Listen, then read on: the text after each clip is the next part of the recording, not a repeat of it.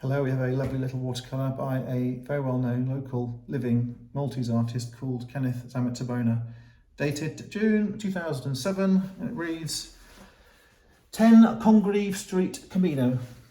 The Congreve obviously is a sort of British name, hangover name from the times of the British influence, and the word COMINO is the island off Gozo, in the Gozo Channel, part of the Maltese archipelago. The island is fairly desolate nowadays, and this depicts foliate, lush, sunny, shady, dappled shade Malta or COMINO. You have the characteristic rubble walls, which are painted nicely. You have the green wooden gates, green paint being classic Maltese device. You see the shuttered windows, and in Valletta they use green paint. Less than they used to be, but that is the green they used to use. You have palm trees, you have fig trees, you have probably olive trees or tamarind or local vegetation. You have some steps coming down. You have, as I say, the remarkably dappled sunshine, which really shows hot skies, hot sun beating down. You have the dusty road. Watercolour on paper, quite skillfully done. It's one of these pictures which is not thrown together carelessly. It is not a literal painting. You have this very pleasing balance between formality, informality, casual, relaxed manner of painting. So the effect you get is a foliate, relaxed, sunny, interesting, busy scene. Now I met this painter a few weeks ago. He was in a sale room in Salima, reaching around, and I said, "Oh, are you Kenneth Zammit Tabona?" He said, "Yes."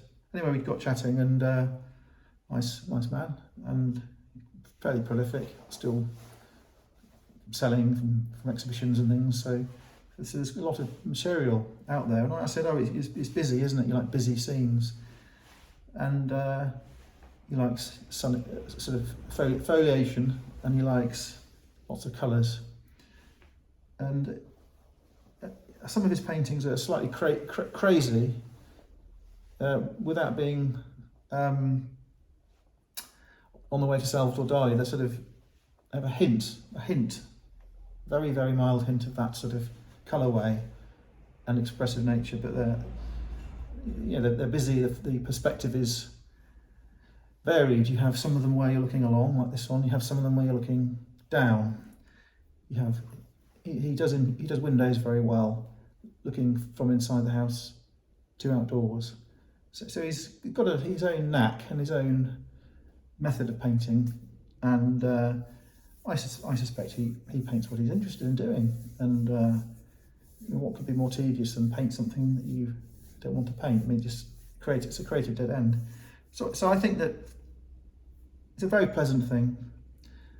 To give you an example of the painting, you have grass here, which is worm-like. If you went out to try and find grass painted like that, you'd be looking for the rest of your life. You really wouldn't find it. You have the Maltese wall, which is painted in a non-yellow form.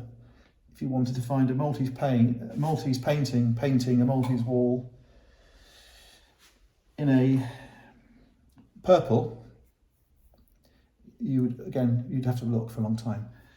And a classical watercolourist, a classical watercolour painting teacher, will sometimes get you to use incorrect colours, notionally incorrect colours, to complete a composition. And the problem here being is if you were to paint the wall in the same colour as the road, it would be the same colour, and it would be too much. Because you have the wall in retreating perspective, getting from a thin wall to a fat wall, you have this element of depth and sort of pathway or track, and then you have the light coming across that line perspective. So you've got to consider how good a painter is he. He's a good painter. It's really very pleasing, and This is not a big painting, but there's a lot going on within the actual painting. It's not one of those paintings where you get a huge sky with nothing in it except a few clouds or seagulls. There's a lot going on. So I like the picture. It's on our website, and this is a good investment. Well, the market for his pictures is reliably strong, and unfortunately, it sounds a horrible thing to say, but of course, when he dies, and of course they're going to spike. That's unfortunately part of the situation with the art world. Bye.